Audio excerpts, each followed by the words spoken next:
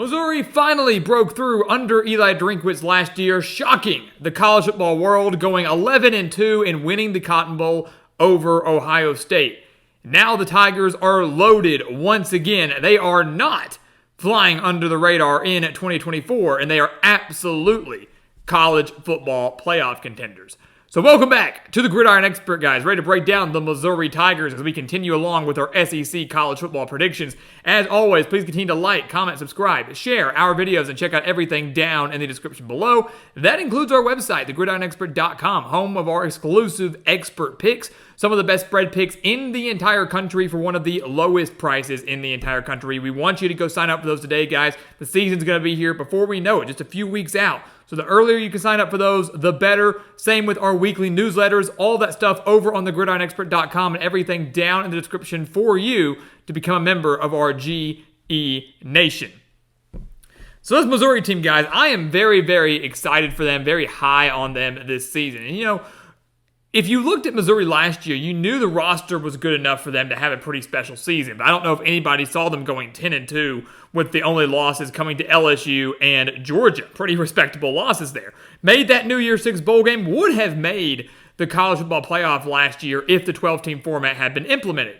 Well, this year, the 12-team format is around, which does make the Tigers a playoff contender, and they absolutely have the team to do it. Offensively, they averaged 32.5 points per game last year. That was their best mark since 2018. I think they can eclipse that mark this year. That's how good this offense is. And remember last year, we knew the offense was going to be solid, but a new offensive coordinator, weren't sure what to expect. The defense was going to be the strength of the team. Now this year, it's kind of the opposite. We know what the offense is going to be able to do, but now they've got a new defensive coordinator. What's going to come on that side of the ball? But the offense, I love it. Brady Cook returns as a veteran quarterback, over 3,300 yards, 21 touchdowns, just 5 interceptions last year. Also added 8 rushing touchdowns to his stats in 2023. They do lose their star running back, Cody Schrader. It's a big loss, but Eli Drinkwitz dominated on the recruiting trail, especially in the transfer portal. Added Nate Noel from App State, who rushed for over 3,000 yards during his time with the Mountaineers. And then Marcus Carroll, also from the Sun Belt, from Georgia State, rushed for over 2,100 yards during his time with the Panthers. So you've got two very good, experienced running backs to fill the void left by Cody Schrader. Their top 5 pass catches return this season, including Luther Burden, who's not just a dangerous wide receiver, who had over 1,200 yards last year and 9 touchdowns, but a dangerous special teams player as well. The offensive line returns 3 starters, and they add Caden Green in from Oklahoma, one of the most highly sought-after transfers back when the portal was open, and Missouri landed him. So this is a very, very good offense for the Tigers. I think they easily can eclipse that 32.5 points per game mark that we saw last year. Defensively, new defensive coordinator, right? It was their strength last year, or at least it was expected to be going into the season, had a lot of experience, and they played very well. 4 of their top 6 tacklers returned, and that's plenty to work with for Corey Batoon, coming in from South Alabama. Did a phenomenal job with the Jaguars out of the Sun Belt. So a lot of Sun Belt guys, coaches and players coming in to Missouri. But I think Batoon inherits a very, very good situation in Columbia. He's obviously did a very good job with the Jaguars, which is a much difficult job, I'd say, than Missouri, building up one of the worst defenses for a while and making them one of the better ones within the Sun Belt Conference. I think he can do that here with Missouri. Tons of guys to work with, like Johnny Walker, who had 5 sacks last year at defensive end. You've got Joseph Charleston back in the secondary. You've got Chuck Hicks at linebacker, a Missouri team that finished plus 10 in the turnover margin last year. That mark might be kind of hard to replicate, but nonetheless, still a very good, experienced defense, and they have a great defensive mind leading the way for them. You take a look at Missouri's schedule, guys. You know, this is a year where they expect to be in a New Year's Six bowl game, or they expect to be in playoff contention. And I look at Missouri. Their schedule is perfect. It is great. A couple tough games here and there, but it's pretty manageable. Look at the fact they don't even leave Missouri until October 5th. That's the first thing that stands out to me. 4 straight home games, then a bye week. They play the entire month of the season, first month of the season, at home. That is very, very, very good for the Tigers. I'm here to tell you right now, they'll win every single one of those games. They are 4-0 heading into the bye week. They will cruise past Murray State. They will cruise past Buffalo. They'll cruise past Vanderbilt. The toughest game they've got is Boston College, and the Eagles are dealing with a brand new head coach and still have some questions on both sides of the ball. Veteran team, 17 starters back, but Missouri better on both sides, plus home field advantage. They're 4-0. Coming out of the bye week, they take on Texas A&M, their first road game of the season, by far the toughest opponent they have seen so far this season. And I'm going to tell you, I'm going to lean with the Aggies here. I'm going to go with Texas A&M, who I think could surprise some people in year one under Mike Elko. The Aggies get some great home games on the slate. They host Notre Dame, they host Texas, they're hosting Missouri. A lot of the big dogs have to come to College Station, which we know is not an easy place to play at all. And Mike Elko's squad has a team that is much better offensively than you realize. Connor Weidman back at quarterback, a very underrated core of pass catchers, and a defense that is pretty strong, especially in the front seven. This is by far the best offense that this Missouri defense will have seen so far this season, and I think the Aggies, behind the strength of the 12th man, exploit that Missouri defense. They're kind of on autopilot for the first 4 games. They kind of get popped in the mouth early in a hostile environment against a team that is pretty dang good, and again, the best offensive team they've seen. A&M gets the win. Missouri shell-shocked a little bit with the road environment. But hey, 4-1.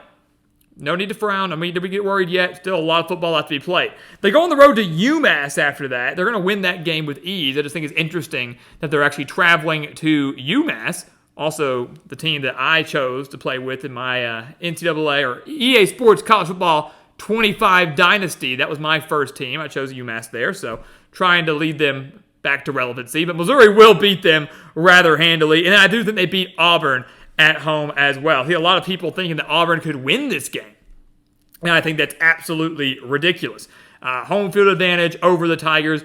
Homecoming for Missouri, and an Auburn team that, yes, in year 2 under Hugh Freeze should take a step forward, should be improved, but I'm still not completely sold on their offense, and their defense has to get better, especially against the run. Auburn allowed 155 rushing yards per game last year. We know Missouri has 2 very capable running backs that can exploit that. They own the quarterback edge in Brady Cook. They own the home field advantage in this game. Auburn is not going to be some elite contender in 2024, and they do not have enough to win in Columbia. So Missouri wins that game. Bouncing back from that A&M loss, they win back-to-back games and clinch bowl eligibility, as if that was ever a concern. And then a big game at Alabama. This is a potential top 10 showdown between the Tigers and the Crimson Tide. And this is, again, another tough environment for Missouri. We talked about the road slate for them. A&M is tough. Alabama is tough. South Carolina is not going to be an easy place to play a trap game late in November. But this game in Tuscaloosa reminds me a lot of Missouri's game against Georgia last year. The Tigers were playing very good ball. Georgia was obviously playing great ball. It was a highly anticipated matchup, but a lot of people felt Georgia might win rather comfortably, and Missouri held their own. The Tigers only losing 30-21 in that game. But it was the turnovers, it's a handful of costly mistakes that cost Missouri that game, and I think that's going to be the exact same thing here. I think they hold their own against Alabama. New era, no Nick Saban, Kalen DeBoer stepping in, some questions in the secondary, a secondary that could get exploited by Brady Cook and this wide receiver core, but ultimately Jalen Milroe is just a little too much for this Missouri defense to handle. The Tuscaloosa crowd at Bryant-Denny Stadium, a little too much for this Missouri team to handle. This is not a blowout by any means. I think it's a very close game, but the Crimson Tide prevail, and the Tigers take their second loss of the year, heading in to their second bye week. So they are 6-2, heading in to their final 4 games of the year. Now I look at this, and I say it actually works out pretty well for the Tigers. You look at it at first glance, you go, ooh, it's tough, 2 home, 2 road. Look at who they play. The toughest game they have is Oklahoma, and that game's at home. They go on the road to South Carolina, who is kind of an anomaly this year, could have another losing season, could break through and have a pretty special season. We'll touch about the Gamecocks here very soon here on the channel. And then their final 2 games are 2 of the worst teams in the SEC, or at least expected to be. Mississippi State, their first year under Jeff Lebby, going to go through a lot of growing pains, and then Arkansas, who the Tigers have just dominated ever since they joined the SEC. So I'm here to tell you right now, I think Missouri wins their final 4 games. I think they win out to conclude the season. The toughest game for them is Oklahoma, and I look at that game. Former Big 12 members, it's a highly anticipated game. I'm very excited for this game, one of my top SEC games of the year, seeing this rivalry renewed from Big 12 play. But off the bye week, at home, Missouri already owns those 2 significant edges. That's massive there. You could argue that Missouri owns the offensive edge. They've got a more veteran quarterback in Brady Cook over Jackson Arnold. The wide receiver core for Missouri can match or maybe is better than Oklahoma's. The Sooners, I would say, own the defensive edge in this game. I think it's going to be a close game. But a fun fact, Oklahoma has won 18 of 20 meetings against Missouri back in Big 12 Conference play. Those 2 losses came in Columbia. Make it 3 losses, and the first in SEC play. The Sooners fall to the Tigers. Everything to my eyes going their way. A bye week to rest up, to correct the Alabama mistakes. home against the Sooners with that rivalry renewed. I just don't see Missouri dropping that game. Very similar to how I don't see them dropping that Auburn game. South Carolina is a trap game because the Gamecocks, again, are kind of a weird team, a high-variance team. Not sure where they're going to go, but the Tigers have dominated this series as of late. Won 5 straight over the Gamecocks. They've held South Carolina to under 300 yards of offense in all 5 of those meetings, including 286 yards last year in a 34-12 win. Yes, South Carolina was dealing with injuries. Yes, they should be better, at least statistically, but not enough to beat Missouri. And then I think they cruise past Mississippi State and Arkansas. I think Mississippi State, while they might be fun to watch offensively, they're going to struggle defensively. Missouri will be able to handle that. And then senior day for them against Arkansas, and a rivalry they own. They won 48-14 last year. They won 29-27 back in 2022. They've won, 8 of the 10 meetings against the Hogs in SEC play. I really don't think this game is all that close. Arkansas might improve statistically, but not to where people believe or want to believe they're going to be. So Missouri wins that game, I think, with ease, and we've got them at 10-2 again in 2024. And to me, that's nothing to frown about. Missouri's not going 11-1 or undefeated. It's just not going to happen. But 10-2 with your only losses on the road to A&M and Alabama, not bad losses at all. And in neither of those games do I expect the Tigers to get dominated or blown out.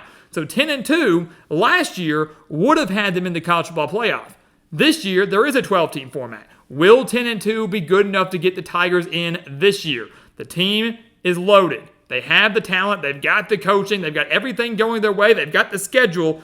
10-2 for Missouri, and they will await their fate on Selection Sunday. So guys, as always, thank you so much for watching us here at The Gridiron Expert on YouTube. Make sure to continue to like, comment, subscribe, share our videos as we continue to progress through all of our predictions for every single college football team. We want you to take advantage of these videos. We want you to take advantage of our expert picks over on thegridironexpert.com. Everything over there and down in the description below is for you to become a member of our GE Nation. So again, make sure to check it all out. And once again, as always, thank you so much for watching, and we'll see you next time right here on The Gridiron Expert.